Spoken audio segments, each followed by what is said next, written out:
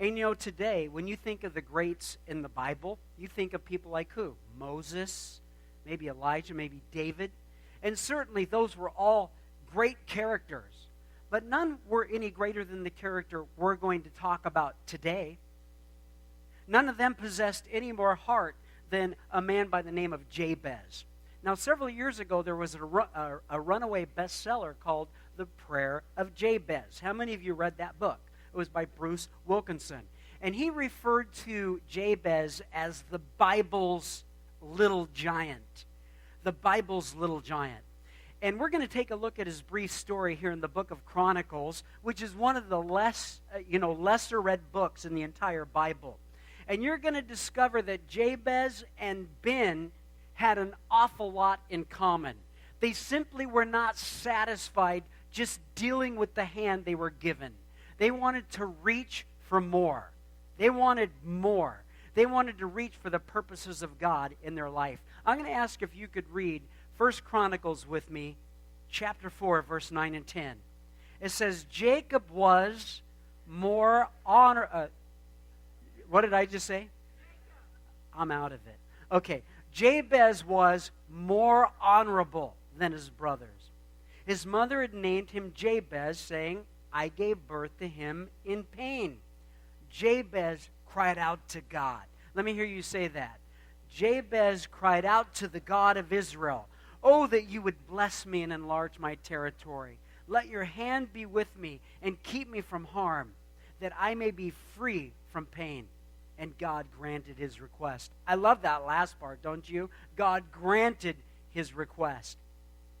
Now, most family trees, I remember I was with my in-laws one night, Kelly, we were all together, and they were kind of going through their family tree, and it goes back quite a ways. Did you know Kelly's related to Thomas Jefferson? But that's about as far back as they can go, just a couple of 100 years. With most of us, we're doing pretty good if we know our ancestry back 2, 3, maybe 4 generations. Does anybody know any further than that? Okay, not too many of us. Now, in Israel, I'm talking thousands of years ago, they had the foresight to chronicle, hence the name Chronicles, their ancestry. And so that's what the book of Chronicles is about. And the historian, he's basically, it's a list of names as he's going through this person begat this person and that person begat that person. And quite frankly, it's a pretty boring list until you get into it about 40 names in, and the story of Jabez just kind of busts loose. It's as if the historian pauses just for a moment as he's just giving name after name after name in this long liturgical list, and he pauses for a moment as if to say, you've got to know about this guy named Jabez. And then he gives this 2-verse kind of insight about the character, the heart of this man, that he was more honorable than his brothers. His mother gave him the name Jabez, saying, I gave birth to him in pain. But Jabez cried out to the God of Israel, Oh, that you would bless me and enlarge my territory. Let your hand be with me and keep me from harm, that I would be free from pain. And God granted his request. And then the author just picks up from there, again with just one name after another after another. He just had to take a pause just for a moment, as if to say, guys, there's something about the heart of this champion, of this little giant that you just got to know about. And I want to talk with you about that, because everything we know about Jabez is really just recorded in 2 verses right there. All of it is right there. What we know is that he kind of had a rough start. He cried out to God, and things began to change and turned out exceptionally well in his life.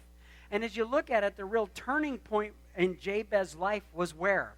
When he cried out to God. When he cried out to God in his pain. You know, this powerful prayer. There's something about that prayer that changed his life. Bless me indeed. Enlarge my territory. That your hand would be with me. And that you would keep me from harm. You would keep me from evil.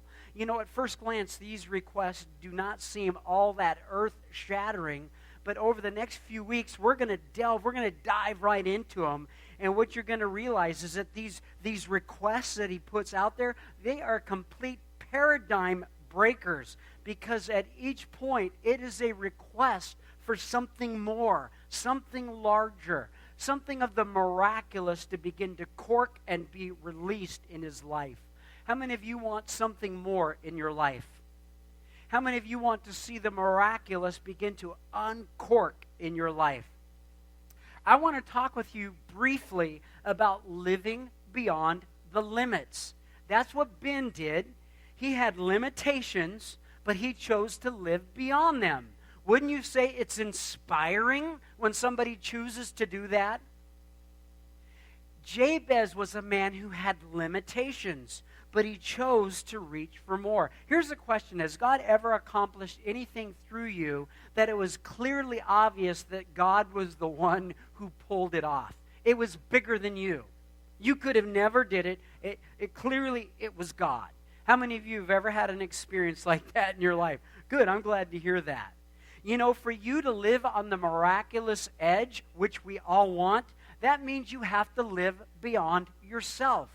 It has to be something only God can produce in your life.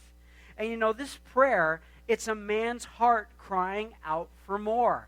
In fact, this prayer is a direct assault on a poverty mentality. Can I just tell you, poverty mentality has enslaved this community. Poverty mentality has enslaved many of you. There's been that spirit of lack upon our lives. Now, I'm not talking about shifting to this name it and claim it or blab it and grab it theology, but how many of you know God really does want to bless you? Amen?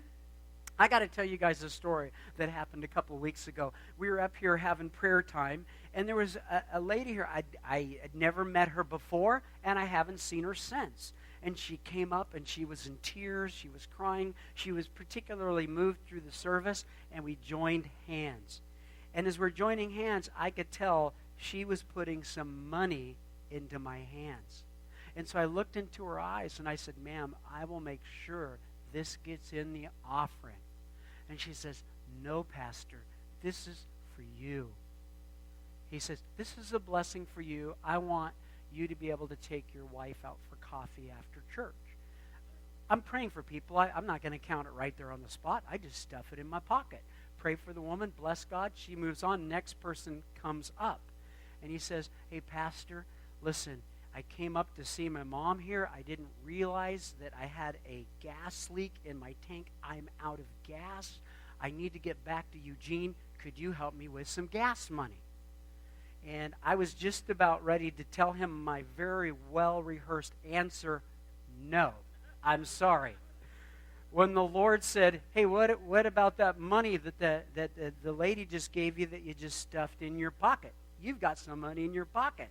And right there, the Lord and I kind of had an argument there for a moment. I said, "But Lord, you must not have heard. That lady said that was for me. It was for me to take my wife out for coffee after church." And then the Lord began to take me to task. He says, "Hey, you going to be a freeway or you going to be a cul-de-sac? You decide. You going to be a river, you going to be a pond? You decide. I have called you to be a conduit of my blessing. You decide." Because the moment you choose to hoard and hang on to everything I give you is the moment I shut it right off. I said, "How much you going to need?" And he gave me a number, and I counted out that much. Can I just tell you a little bit of news, a big surprise? There was actually, after I gave him gas money, not only was I able to go treat my wife to some coffee, but we also were able to buy some lunch too. Isn't that great? Isn't that a great story?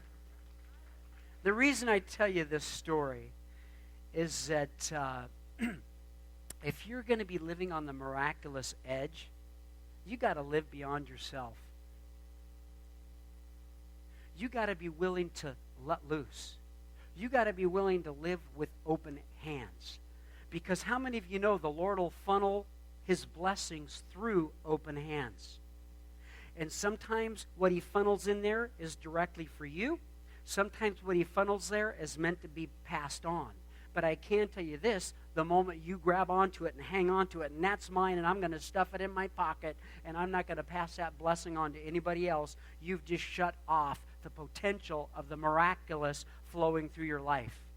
Does this make sense to anybody besides me? You don't like this sermon very much.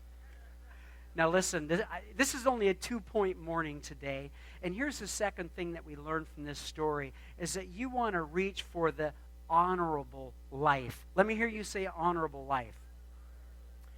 Now listen, the fact that you're here on a Sunday morning and you didn't snooze your alarm or, quite frankly, just throw it out the window today, the fact that you're here leads me to believe that you are reaching for a more honorable life. Now, it's not that we want others to have less, but we want to be of the heart that says nothing but God's fullest blessing will do. I want to reach for more. Now, how many of you know there are millions of runners out there, right? Millions of runners who are far faster than Ben Coleman. And yet, what makes him stand apart? What makes him kind of more honorable than his brothers? What makes him more honorable than the other runners? Notice, there wasn't a story about the other runners. It was about the one who was racked with the most pain, the disability, the one that had the most excuse and reason to not participate. Do you understand? That's what made him more honorable, is that he had more to overcome just to be in the race. And that's really the story of Jabez right there. That's the story of Jabez. It says he was more honorable than his brothers. Does that mean he was smarter? Does it mean he was better, faster, better looking? Doesn't mean any of that. It simply means that he probably had more adversities he had to overcome to reach out for God's blessing. You know, in the Bible times, the name of a person meant everything. For instance, Solomon. You guys know what his name means? King Solomon. It means peace. And did you realize he was the first and probably one of the only few kings of Israel that experienced peace through his entire reign? He lived up to his name. Do you know what the name Jabez means? It means pain. That's what it means. We're going to talk a little bit more about that next week. We don't know why his mom named him Pain. There certainly had to be a good reason why any mom would name their child Pain. But we got to understand, maybe there was a disability or whatever it was, but there was a preposition towards pain in this guy's life. But just like Ben, he was not satisfied with that. He wasn't satisfied with being the water boy. He reached out and he cried out for more. It was in the midst of his pain that he cried out to God. What was it that made him more honorable? Was it that he chose to cry out and others don't? Possibly. That may be the case. Personally, I think what made him more honorable was the fact that he had more to overcome. He had more pain. He had more difficulty. He had more opposition that he had to overcome, just like Ben. That's why it's such an inspiring story. He had so much to overcome to just show up on race day and keep coming in last. And yet it was something to celebrate. That's kind of the story of Jabez right here. That this guy truly possessed the heart of a champion. And so today I want to talk with you about having the heart of a champion. It doesn't mean that you win the gold medal. It doesn't mean you have to be the best. It doesn't mean that you got to leave everybody else in the dust.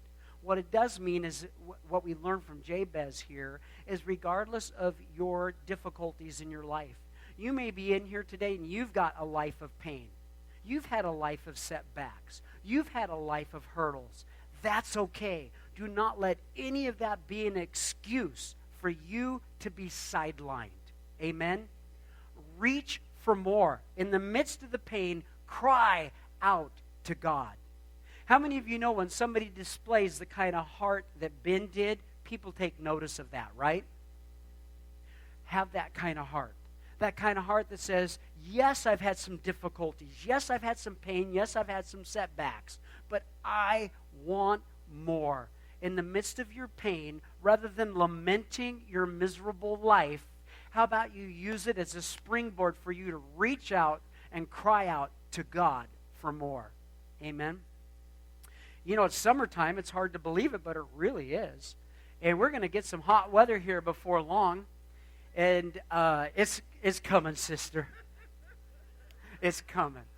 You know, one of the things our family likes to do, we go over to the Deschutes over there in Central Oregon, and I tell you what, it can be hot. 100 degrees is nothing over there, 105. And, you know, when you're out there on one of those kind of days, just a cool drink of water, that won't cut it.